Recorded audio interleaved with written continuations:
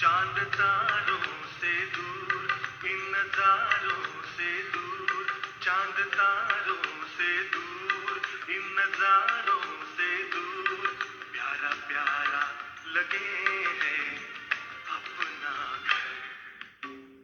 बेहद की मिट्टी से बड़ी दूर, आओ चले हम अपने घर।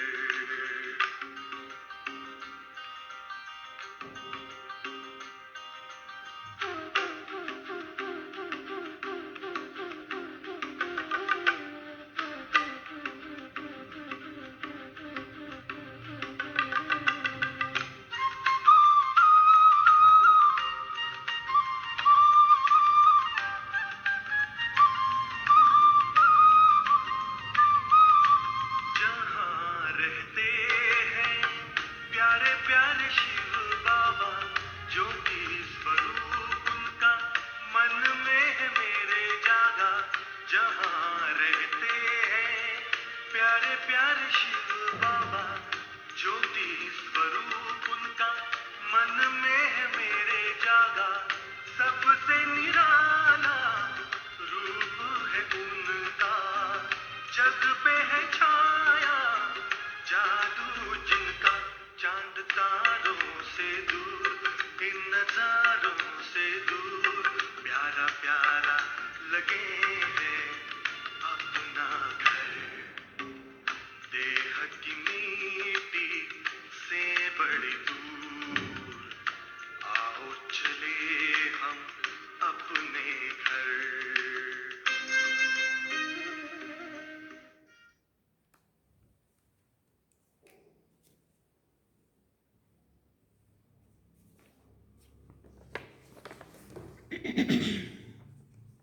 ओम शांति।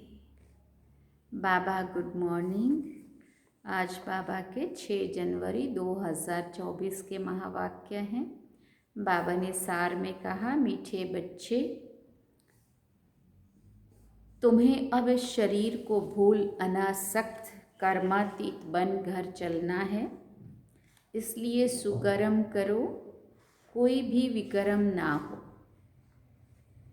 बाबा ने प्रश्न पूछा, अपनी अवस्था की जांच करने के लिए किन 3 महिमा को सदा साथ रखो। बाबा ने उत्तर में कहा, पहला निराकार की महिमा, दूसरी देवताओं की महिमा और तीसरी स्वयं की महिमा। अब जांच करो कि निराकार बाप के समान पूज्य बने हैं, उनके सब गुणों को धारण किया है। ये अपनी अवस्था को जांच करना है। देवताओं जैसी रॉयल चलन है, देवताओं का जो खान पान है, उनके जो गुण है वो हमारे हैं, ये चेक करना है। आत्मा के जो गुण हैं, उन सब गुणों को जान उनका स्वरूप बने हैं।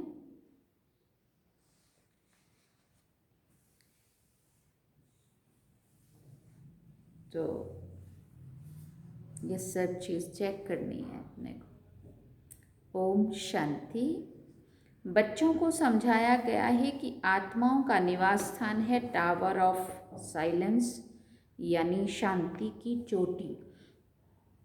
जैसे हिमालय पहाड़ी की चोटी है ना, वो बहुत ऊंची होती है। तुम रहते भी हो ऊंचते ऊंच। वो लोग पहाड़ी पर चढ़ने की प्रैक्टिस करते हैं, रेस करते हैं। पहाड़ी पर चढ़ने में भी कोई होशियार होते हैं, सब नहीं चढ़ सकते हैं।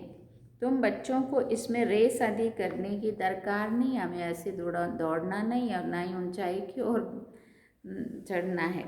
लेकिन आत्मा जो पतित है, उनको पावन बनकर ऊपर जाना है, ऊंचाई की ओर जाना माना आत्मा की स्थिति को ऊंचा बनाना।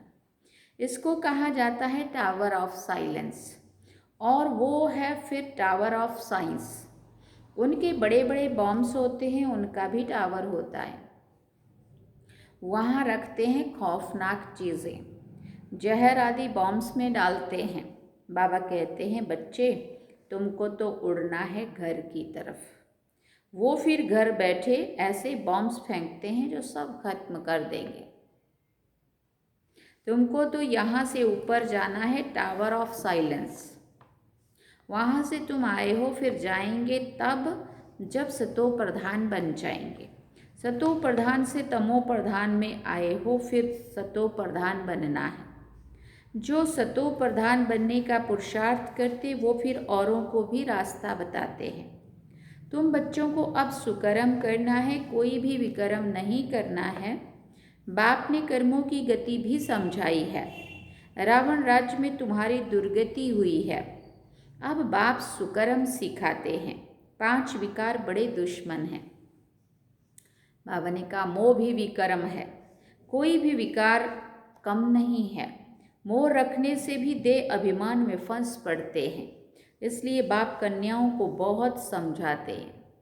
कन्या पवित्र को कहा जाता है, माताओं को भी पवित्र बनना है। तुम सब ब्रह्मा कुमार ब्रह्मा कुमारियाँ हो, भले बुढ़िया हो परंतु ब्रह्मा के तो बच्चे हो ना। बाप समझाते हैं, मीठे मीठे बच्चे अब कुमार कुमारी की स्टेज से भी ऊपर जाओ। जैसे पहले शरीर में आए फिर निकल कर जाना है, मेहनत करनी है। अगर ऊंच पद पाना चाहते हो तो और कोई की स्मृति ना आए। हमारे पास है ही क्या, खाली हाथ आए हैं ना, कुछ भी नहीं है। अपना ये शरीर भी नहीं है। अब इस शरीर को भूलना है, अनासक्त कर्मातीत बन जाना है। ट्रस्टी बनो। बाबा कहते हैं भले घूमो फिरो, बाकी फालतू खर्चा मत करो। मनुष्य दान भी बहुत करते हैं, अखबार में पढ़ता है फलाना बहुत दानी है, हॉस्पिटल धर्मशाला आदि बनवाई है। जो बहुत दान करते हैं उनको फिर गवर्नमेंट से टाइटल मिलता है। पहले पहले टाइटल होते हैं हिज होलीनेस, हर होलीनेस। होली पवित्र को कहा जाता है, जैसे देवताएं पवित्र थे ऐसे बनना है। फिर आधा कल्प पवित्र रहेंगे। बहुत कहेंगे ये कैसे हो सकता है, वहाँ भी बच्चे पैदा होते हैं, तो फट से बोलो वहाँ रावण नहीं है, विकार नहीं है। रावण द्वारा ही विकारी दुनिया होती है। राम बाप आकर के पावन बनाते हैं। वहाँ पतित कोई हो नहीं सकता। कोई कहते हैं पवित्रता की तो बात भी नहीं करनी चाहिए, एक तरफ खुद ही कहते काम महाशत्रु है, गीता में स्पष्ट लिखा है। सारी दुनिया सुन भी रही है, पढ़ भी रही है, सुना भी रही है, परंतु फिर कहेंगे ये तो बोलनी ही नहीं चाहिए बात। शरीर कैसे चल सकेगा, ये पता नहीं है कि पवित्र दुनिया भी थी, अब अपवित्र दुनिया है। ये खेल है वैशाल्य शिवालय, पतित दुनिया पावन दुनिया। पहले है सुख फिर है दुख, कहानी है कैसे राजाई ली फिर कैसे गंवाई। ये अच्छी तरह से समझना है, हमने हार खाई है, हमको ही जीत पानी है। बहादुर बनना चाहिए, अपनी अवस्था को जमाना चाहिए। घर बार होते संभाल करते पवित्र जरूर बनना है। कोई भी अपवित्र काम नहीं करना है। मोह भी बहुतों में होता है। अपने को देखना चाहिए। हमने प्रतिज्ञा की है कि आपके सिवाय किसी को भी प्यार नहीं करेंगे, फिर दूसरों को क्यों प्यार करते हो। जो प्यारे ते प्यारी चीज़ है वो याद आनी चाहिए ना। फिर और सब देख के संबंध भूल जाएंगे। सबको देखते ऐसे समझो कि हम अब स्वर्ग में जा रहे हैं। यह सब कलयुगी बंधन है। हम दैवी संबंध में जा रहे हैं और कोई भी मनुष्य की बुद्धि में ये ज्ञान नहीं है। तुम बाप की याद में अच्छी तरह से रहो तो खुशी का पारा चढ़ा रहेगा। जितना हो सके बंधन कम करते जाओ, अपने को हल्का कर दो, बंधन बढ़ाने की ज़रूरत नहीं है। इस राज्य पाने में खर्चे की भी ज़रूरत नहीं है। बिगर खर्चे विश्व की राजाई लेते हो। ऊनों का बारूद, लश्कर आदि पर कितना खर्चा होता है। तुम्हारे पास खर्चा कुछ भी नहीं है। तुम जो कुछ बाप को देते हो वो देते नहीं परंतु लेते हो।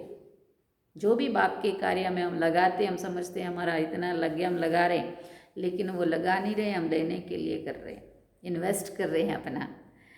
बाप तो है गुप्त, वो श्रीमत देते रहते हैं कि म्यूज़ियम खोलो, हॉस्पिटल यूनिवर्सिटी खोलो, जिससे तुम नॉलेज प्राप्त करते हो। योग से तुम सदैव के लिए निरोगी बन जाते हो। हेल्थ वेल्थ उनके साथ हैप्पीनेस तो है ही 21 जन्मों के लिए। 1 सेकंड में मुक्ति, जीवन मुक्ति कैसे मिलती है वो आकर समझो। द्वार पर ही समझा सकते हो, जैसे दरवाजे पर भीख मांगने आते हैं ना, तुम भी जैसे भीख देते हो, जैसे जिससे मनुष्य एकदम माला माल बन जाते हैं, कंगाल से माला माल। कोई भी हो तो बोलो तुम क्या भीख मांगते हो, हम तुमको ऐसी भीख देते हैं जो तुम जन्म जन्मांतर भीख मांगने से ही छूट जाएंगे। बेहद के बाप और सृष्टि चक्र को जानने से तुम ये बनते हो। तुम्हारा ये बैज भी कमाल कर सकता है। सेकंड में बेहद का वर्षा, इनसे तुम कोई को भी दे सकते हो। फिर बाबा ने कहा सर्विस करनी चाहिए। बाप सेकंड में विश्व का मालिक बनाते हैं। फिर है पुरुषार्थ पर, छोटे बड़े सबको कहा जाता है बाप को याद करो। ट्रेन में भी तुम बैज पर सर्विस कर सकते हो। बैज सदा लगाकर रहो, इस पर तुम सबको समझा सकते हो कि तुमको 2 बाप हैं। 2 से ही वर्षा मिलता है, ब्रह्मा से वर्षा नहीं मिलता है, वो तो दलाल है। इन द्वारा बाप तुमको सिखलाते हैं और वर्षा देते हैं।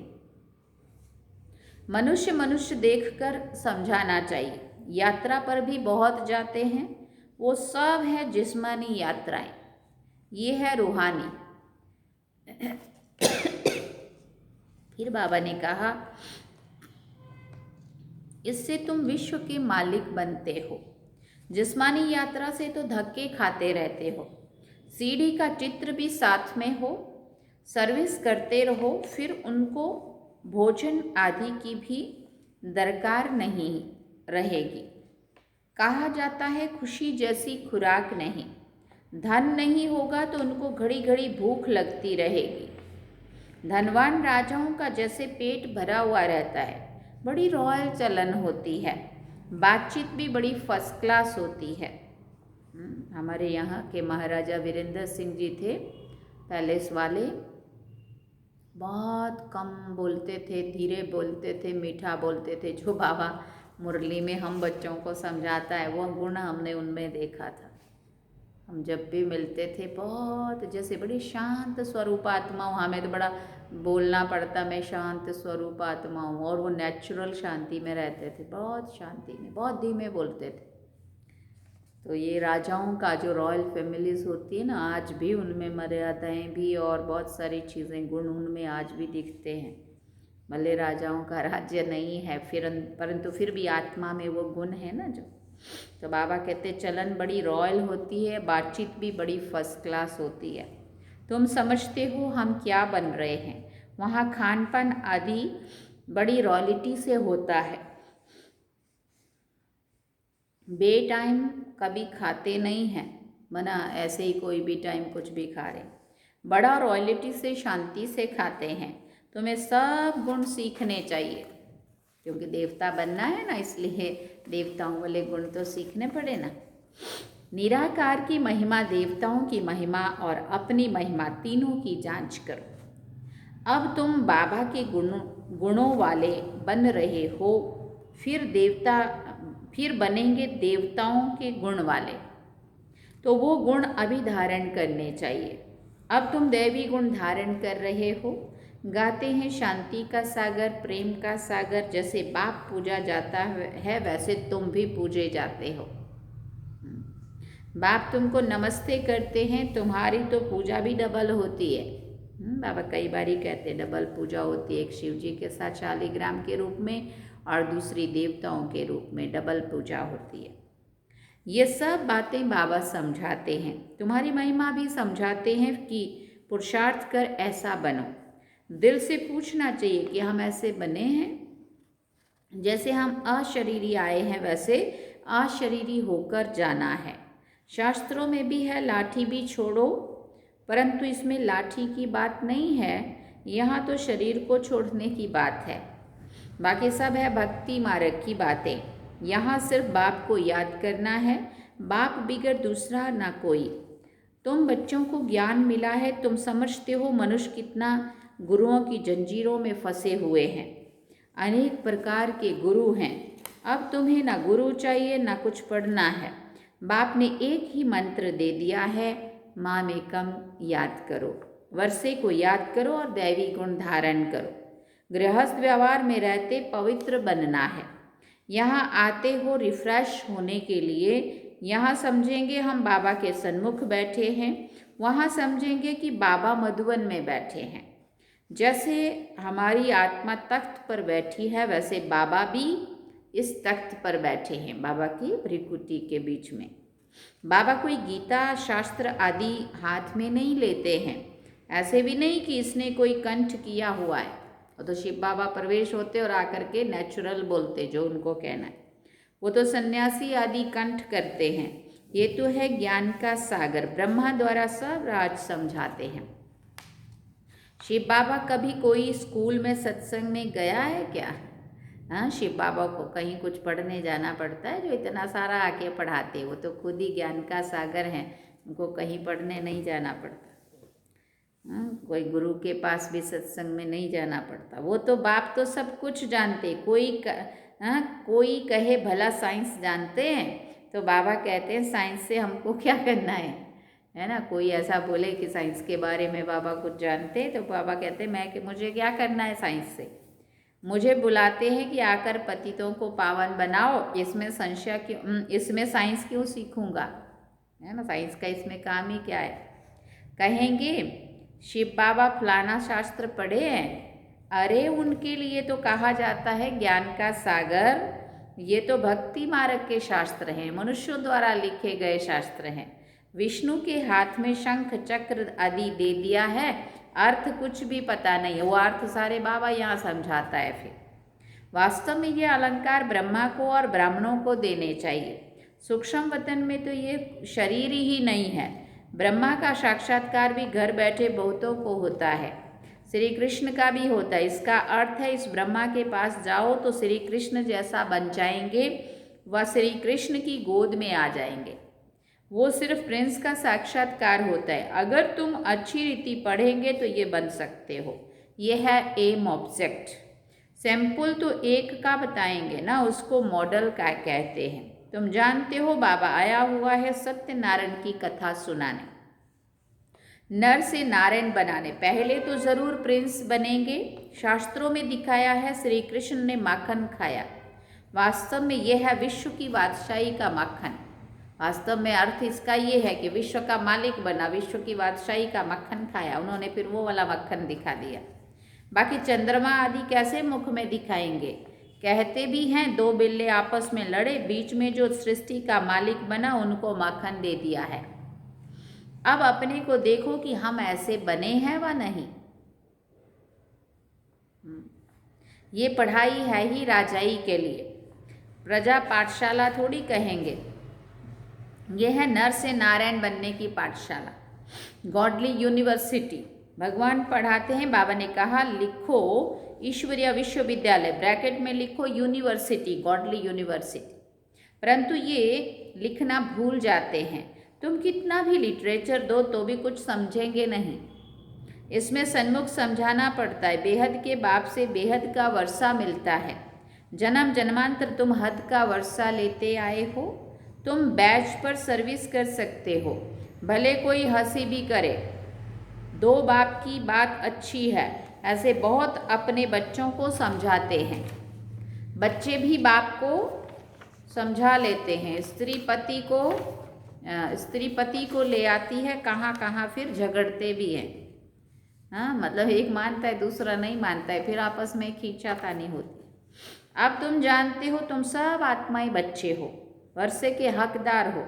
लौकिक संबंध में बच्ची शादी करके दूसरे घर जाती है, उनको कन्यादान कहा जाता है। दूसरे को दान किया, दूसरे घर में दिया।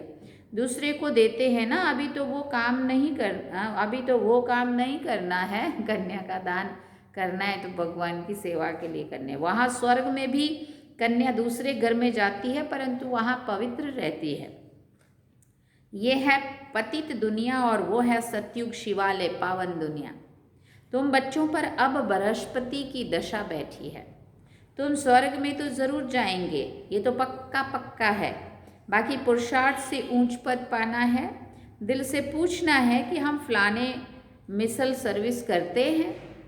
ऐसे नहीं कि ब्राह्मणी चाहिए, टीचर तुम खुद बनो। अच्छा, बच्चों को पुरुषार्थ करना है, बाकी बाबा किसी से पैसे लेकर के क्या करेंगे। तुम जाकर म्यूज़ियम आदि खोलो, मकान आदि तो सब यहाँ ख़त्म हो जाएंगे। बाबा तो व्यापारी है ना, शराफ भी है, दुख की जंजीरों से छुड़ाए सुख देने वाला है। अब बाबा कहते हैं बहुत गई थोड़ी रही, थोड़ी भी अब जाए। तुम देखते रहेंगे बहुत हंगामे होंगे। अभी आगे आगे चलते चलो, देखते। बाबा ने कहा तुम देखते रहेंगे बहुत हंगामे होंगे। अच्छा, मीठे मीठे सिकिल दे बच्चों प्रति माता पिता बाप दादा का याद प्यार और गुड मॉर्निंग। रूहानी बाप की रूहानी बच्चों को नमस्ते। हम रूहानी बच्चों की रूहानी माता पिता बाप दादा को दिलवा चांद सिकवा प्रेम से याद प्यार गुड मॉर्निंग नमस्ते। थैंक यू बाबा, शुक्रिया बाबा। धारणा के लिए मुख्य सार है, पहला पॉइंट, ट्रस्टी और अनासक्त बनकर रहो। कोई भी फालतू खर्चे मत करो। स्वयं को देवताओं जैसा पवित्र बनाने का पुरुषार्थ करते रहो। दूसरी बात, एक प्यारे से प्यारी चीज़ बाप को याद करो। जितना हो सके कलयुगी बंधन को हल्का करते जाओ, बढ़ाओ मत। सतयुगी दैवी संबंध में जा रहे हैं, इसी खुशी में रहो। वरदान में बाबा ने कहा, पुराने स्वभाव संस्कार के बोझ को समाप्त कर डबल लाइट रहने वाले फरिश्ता भव। जब बाप के बन गए तो सारा बोझ बाप को दे दो। पुराने स्वभाव संस्कार का थोड़ा भी बोझ रहा हुआ होगा तो ऊपर से नीचे ले आएगा, देभान में ले आएगा, आत्म अभिमानी नहीं बनने देगा, उड़ती कला का अनुभव नहीं करने देगा। इसलिए बाप दादा कहते हैं सब दे दो। ये रावण की प्रॉपर्टी अपने पास रखेंगे तो दुख ही पाएंगे। देहाभिमान रावण की प्रॉपर्टी है। फरिश्ता अर्थात जरा भी रावण की प्रॉपर्टी ना हो, जिसका इस फर्श से कोई रिश्ता, देह और देह की दुनिया से संबंधों से न्यारा। फरिश्ता अर्थात जिसका इस फर्श से कोई रिश्ता ना हो। सब पुराने खाते भस्म करो, तब कहेंगे डबल लाइट फरिश्ता। स्लोगन में बाबा ने कहा, निर्भय और हर्षित मुख हो, बेहद के खेल को देखो तो हलचल में नहीं आएंगे। निर्भय और हर्षित मुख होकर बेहद के खेल को देखो तो हलचल में नहीं आएंगे। अच्छा, ओम शांति। अव्यक्ति साइलेंस द्वारा लाइट फरिश्ता स्थिति का अनुभव करो। जैसे ब्रह्मा बाप को चलता फिरता फरिश्ता देभान रहित अनुभव किया। कर्म करते, बातचीत करते, डायरेक्शन देते, उमंग उत्साह बढ़ाते भी दे से न्यारा। सूक्ष्म प्रकाश रूपी रूप की अनुभूति कराई। ऐसे फॉलो फादर करो। सदा दे भान से न्यारे रहो, हर एक को न्यारा रूप दिखाई दे। इसको कहा जाता है देह में रहते फरिश्ता स्थिति। अच्छा, ओम शांति। सार में बाबा ने कहा, मीठे बच्चे, तुम्हें अब इस शरीर को भूल अनासक्त कर्मातीत बन घर चलना है। इसलिए सुकर्म करो, कोई भी विकर्म ना। ओम शांति। अब हम बाबा को याद करेंगे। चलिए।